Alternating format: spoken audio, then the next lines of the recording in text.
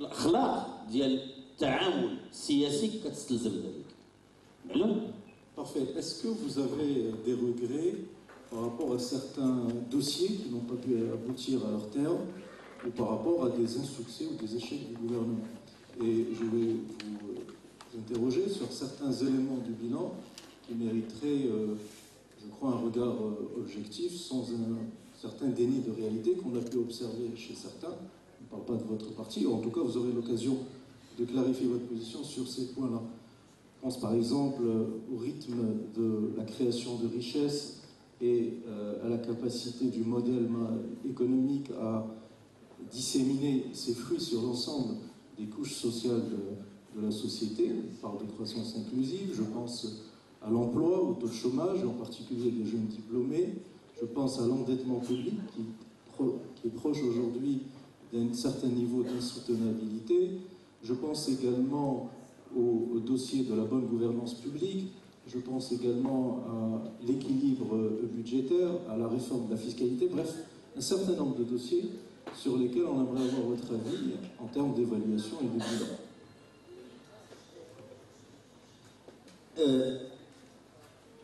ربما انه على مستوى التصور العام اذا استثنينا بعض الملفات مرتبطه بالتوازنات العامه الاقتصاديه والماليه، مرتبطه باصلاح المقاصه، مرتبطه بالتقاعد والاصلاح ديالو، وفيما يتعلق بهاتين القضيتين كان لنا راي علني، قلنا عبرنا عليه، تفاعلنا، خرجنا وثيقه، درنا مذكره بالنسبه للتقاعد، درنا اراء فيما يتعلق بالمقاصه، ما غندخلش في هذه التفاصيل، معناها اون نوت بروبر فيزيون ودافعنا عليها وتم اخذها بعين الاعتبار في بعض الجوانب.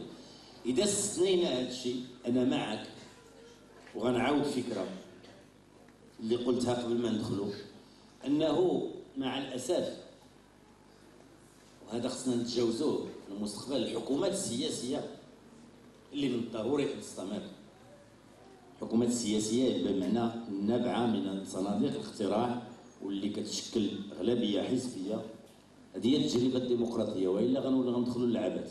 ما كاينش دير انتخابات وتنادي الشعب الى انه يختار بين برامج وتصورات ديال الاحزاب، وفي النهايه تطلع شي حكومه لا علاقه لها بهذه الافرازات اللي دارتها صناديق الاقتراع، بما لذلك وبما عليه.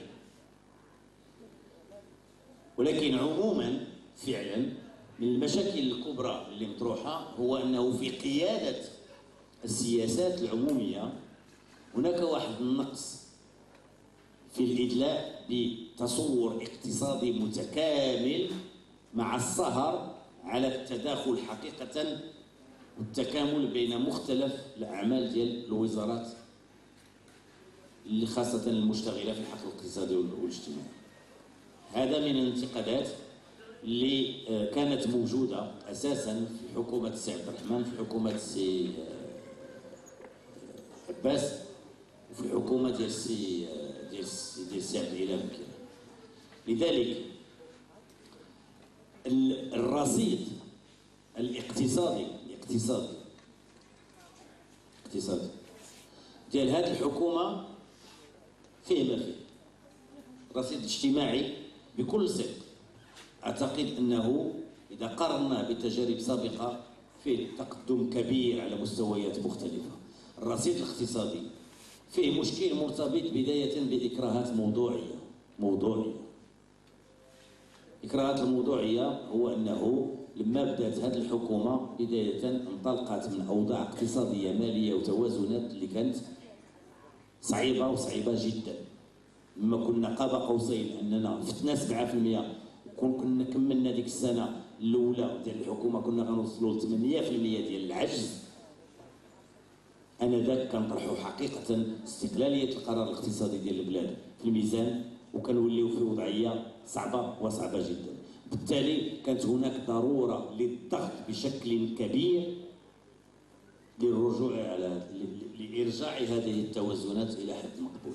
سي اون دوني ما يمكنش نحيدوها. البعض اليوم كيحيدها من الميزان وكيجبد لنا تضخم المديونيه C'est Benabdallah. Restons sur l'exemple que vous venez de prendre, la réduction du déficit budgétaire, qui effectivement atteint 7,2% en 2012 et qui a été réduit aujourd'hui autour de 4,5, 4,4. Et regardons ce que le gouvernement a pris comme mesure pour pouvoir réduire ce déficit budgétaire. Il y a essentiellement une seule mesure qui a contribué à cela, c'est la réforme partielle du régime de compensation. Il n'y a pas eu de décision majeure en termes de rationalisation de l'administration publique et de réduction de la dépense publique, en particulier des dépenses de fonctionnement. Donc l'essentiel de l'effort budgétaire qui a été fait a été finalement pris dans les poches des citoyens marocains en supprimant une subvention universelle qui est la compensation sur les produits énergétiques, partiellement, la compensation sur le gaz butane, les produits alimentaires, farine, sucre est maintenue, et les subventions ciblées, je pense notamment aux 33 milliards de dirhams de niche fiscale, celles-ci n'ont subi aucun changement, aucune modification, aucune remise en cause. Et donc, est-ce que votre parti se retrouve dans cette politique qui, à juste titre, se préoccupe de la dégradation des équilibres budgétaires, mais qui, pour régler ce problème, prend des décisions, on va dire, qui ne sont pas dans le cadre de l'équité sociale, puisqu'on supprime une subvention universelle sans mettre en place des mesures de compensation, à travers notamment des systèmes de ciblage de subventions et d'aides aux ménages les plus défavorisés, et en même temps maintient un système de subventions ciblées pour un certain nombre de secteurs. Est-ce que cela correspond à votre vision de l'équité sociale? Excusez-moi d'utiliser une formule lapidaire, si ça avait été le cas, ça aurait pété. كنا ما خديناش إجراءات اجتماعية ليس بالضرورة كما يفكر فيها البعض الشبكة الاجتماعية الفيلي سوسيال أو شيء من هذا القبيل. كون ما خديناش هذه الإجراءات أنا نعطيهم لك. كرة ما يمكنش تقيس المقاسة بلا ما توقع اضطرابات على المستوى الاجتماعي. اضطرابات قوية تذهب أبعد من الاحتجاجات ديال النقابات في الشارع، بمعنى احتجاجات سلميه عاديه كونترو اللي كنلقاو في جميع البلدان الديمقراطيه.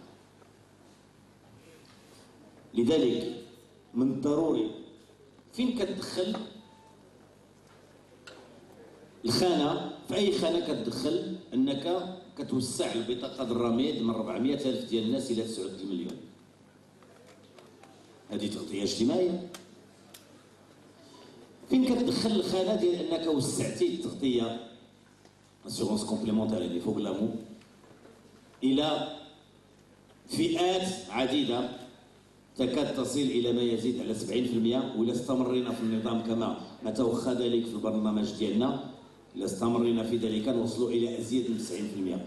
فاش من خانه كتدخل هذا الشيء؟ ماشي شبكه اجتماعيه هذه؟ لما كدير كتزيد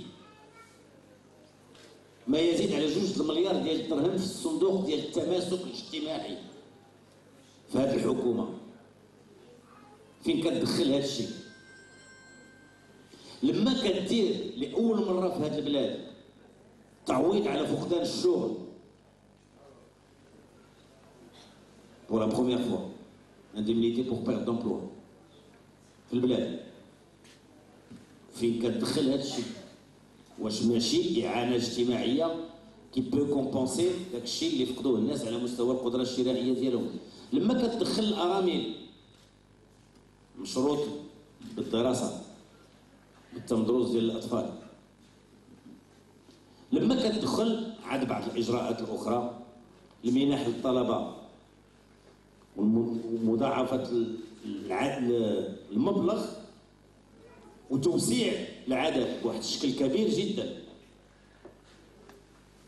وقيس على ذلك من الاجراءات ديال الادويه والانخفاض ديالها وغيرها والسكن الاجتماعي، ونقولوا تو سا سي ان فيلي سوسيال، ماشي بالطريقه التقليديه اللي عمل بها ربما البيرو ولا البرازيل ولا اندونيسيا ولا كي سون دي موديل اون ماتيير، ولكن راه عمليا هذا الشيء راه دارته هذه الحكومه.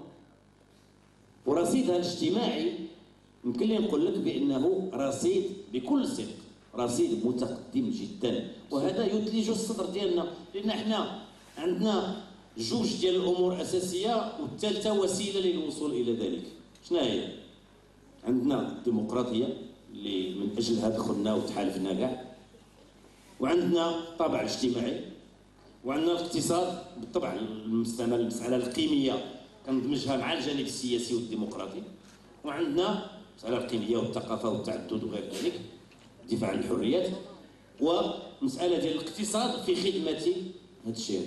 الاقتصاد بالنسبه لنا هذا الشيء علاش البرنامج ربما في هذا الشق يتكلم شويه السي انس، مستعد نتكلم فيه مي يفوك لي زوتر كاماراد بارل ان بو. هادشي علاش البرنامج ديالنا اونكور اون فوا راكم شفتيوه عاطين الشق الاساسي ديالو، يعني الثلث ربع ديالو عاطينو للانسان في قلب العمليه التنمويه. Est-ce qu'on peut être un peu plus précis, si vous permettez? Vous avez raison de citer les mesures sociales que votre gouvernement a prises. Vous avez parlé de l'élargissement de la RAMET, vous avez parlé de l'AMO, vous avez parlé de l'indemnité pour perte d'emploi, des subventions ou des aides qu'on donne aux veuves. Mais est-ce qu'on peut faire un bilan social de ce gouvernement en comparant d'un côté l'impact de la réforme de la caisse de compensation, et cet impact n'est pas tombé du ciel, il a bien été pris de la poche des citoyens marocains, et de l'autre côté, les efforts budgétaires que l'État a consentis sur ces différents programmes. Et vous remarquerez que le solde n'y est pas, et que le solde, il n'est pas en faveur des citoyens, il est essentiellement en faveur de la réduction du déficit budgétaire pour masquer l'incapacité de l'État à se réformer et à réduire sa dépense. Je vais vous proposer de commenter, pour corroborer ce que je viens de dire, quelques éléments chiffrés. Je ne sais pas si on peut avoir le graphe numéro 5. Je ne sais pas si on peut l'avoir. Ça va arriver tout de suite. Oui. Oui. Je ne sais pas si je l'ai, mais en tout cas, on va le voir ici. Là, je l'ai, je vais vous le montrer, c'est bien là. Voilà. Alors, ce graphe numéro 5 donne une évolution, montre l'évolution de la dette publique. Contrairement à ce que certains responsables de votre parti ont avancé, la dette publique n'est pas de 600 milliards de dirhams. Elle avoisine, elle dépasse même, je pense, aujourd'hui les 800 milliards de dirhams. Je pense qu'on doit être autour de 810 milliards de dirhams si on prend en considération la dette publique globale, dette du Trésor et dette garantie pour les établissements, entreprises publiques et les collectivités locales. Et vous remarquerez que c'est vrai que ce n'est pas spécifique à ce gouvernement, l'endettement public a augmenté sur longue période, mais il y a eu une accélération assez inquiétante depuis les 5 dernières années. Si bien que cette situation est assez préoccupante puisque vous réduisez le déficit budgétaire, vous supprimez une grosse partie de la subvention qui est prévue dans le régime de compensation, et malgré cela, vous n'êtes pas en mesure d'arrêter cette évolution défavorable de l'endettement public. Je voudrais vous montrer aussi un autre graphe pour que vous puissiez réagir aussi, c'est la structure du budget de l'État. Je vais vous le remettre. Alors, et là, vous remarquerez que les 3 principales fonctions, alors le public va voir ce graphe tout de suite, les 3 principales fonctions de l'État concentrent l'essentiel du budget.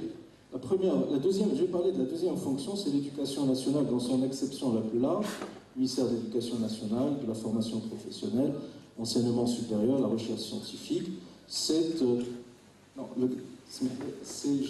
pas ce graphe, c'est le graphe numéro 9, s'il vous plaît. Numéro 9, désolé. Voilà, merci. Et donc, c'est à peu près 55-56 milliards de dirhams dans un budget général d'État qui représente 250 milliards de dirhams. Le budget public, il est plus important, 389. La différence, c'est les collectivités locales, les établissements publics, dont l'essentiel sont logés dans les comptes spéciaux du Trésor.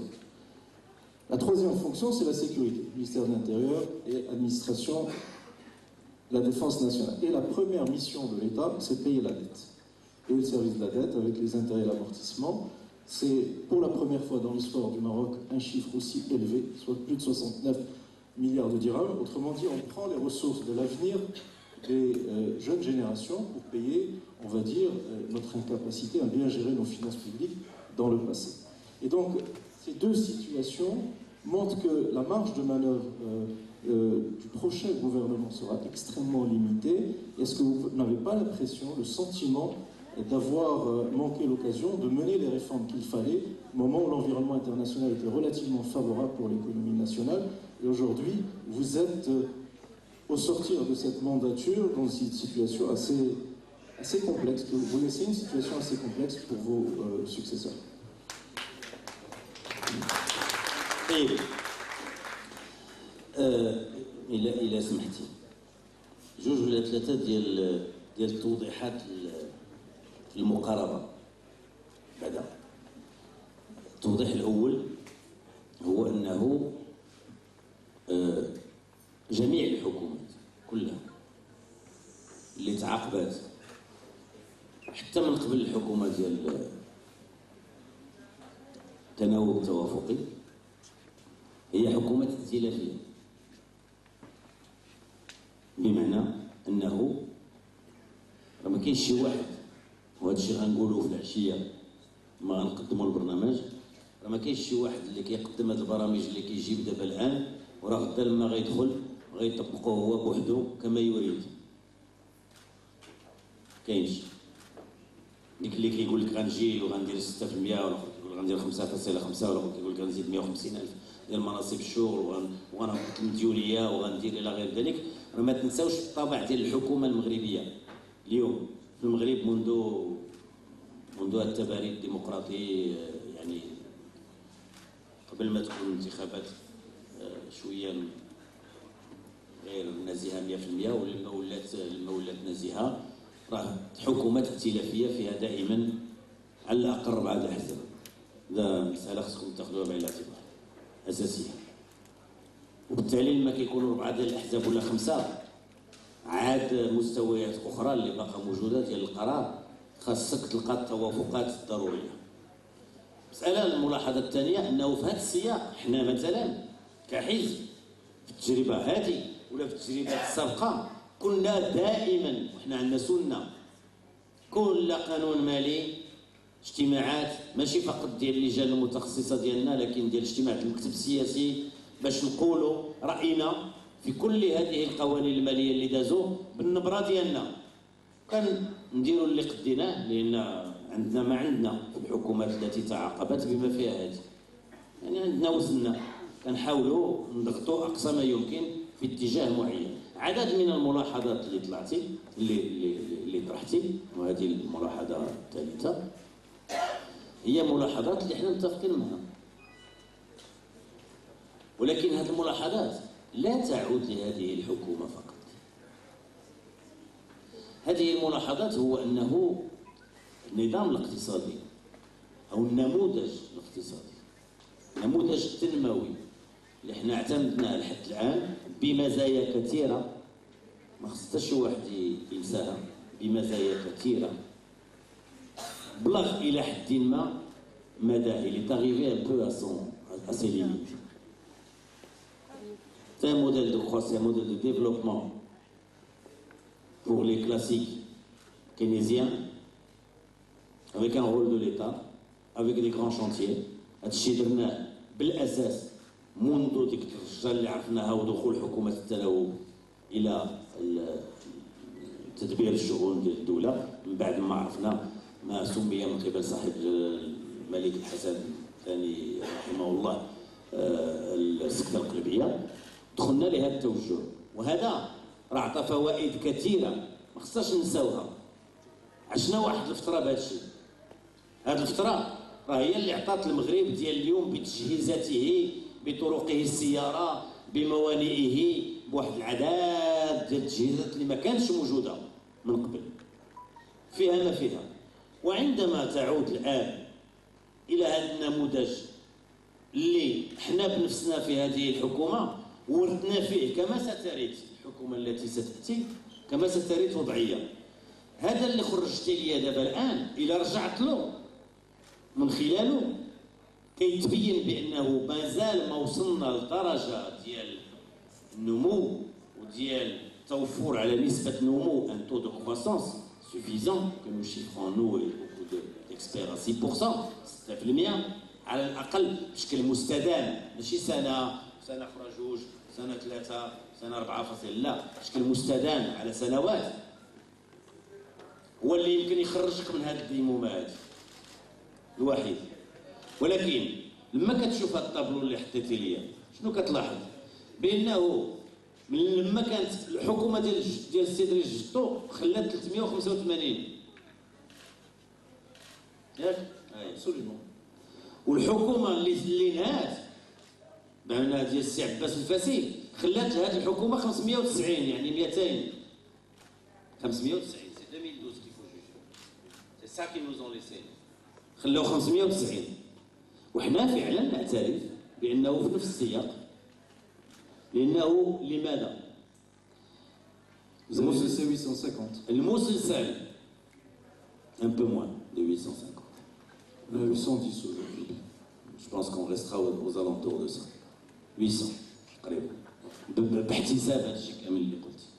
هذا صافي كنهضر على السي رشيد ركبان في البرنامج ديال البارح. C'est une question de jugement واش dette publique plus la dette garantie etc. حنا نجمعوا كل شيء ونقولوا 800. Le Fonds monétaire parle de dette. ما كاين بس متفق معك. Les agences de notation aussi. ما كاين بس متفق معك. نعم. ولكن ce qu'il faut savoir c'est que لما كتكون في وضعيه اقتصاديه اللي صعبه وعندك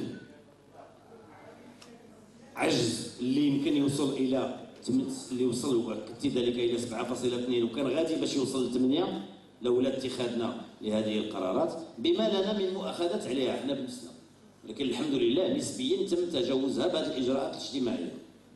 هذا الشيء كله عنده ثمن، ما يمكنلكش تقلص من المقاصه ودير اجراءات اجتماعيه وتحاول تضخ استثمارات في الاقتصاد. منين غتجيب هذه الاموال؟ واش من التقليد من الانخفاض اللي وقع في المقاصه اللي وحده؟ نو. لو غرو بروبليم اللي لا، خاصك تبقى تحرك الاله الاقتصاديه، وفي نفس الوقت ما تنساش مساله بانه التدبير الاقتصادي المحض، التدبير الاقتصادي المحض الذي لا ياخذ بعين الاعتبار وضعيه المجتمع قضيه الاستقرار ديال البلاد. حنا قيل لنا ولا نناقش ذلك بانه باش علاش وصلنا ل 590 وورثنا من الحكومه ديال عباس، قيل لنا بانما هذا ثمن الاستقرار السياسي والاجتماعي. رابليفو سي سكون نوز ادي اون ديسكوت با. قال لنا بانما هذا هو الثمن، قال لنا بانه هذه الاجراءات ديال 600 درهم ديال الاداره ديال واللي استقنا ادينا حنا، ماشي هما اللي اداوها، ادينا حنا لوغمونطاسيون يعني سوبرسونيك ديال الاجور في الاداره وغير ذلك.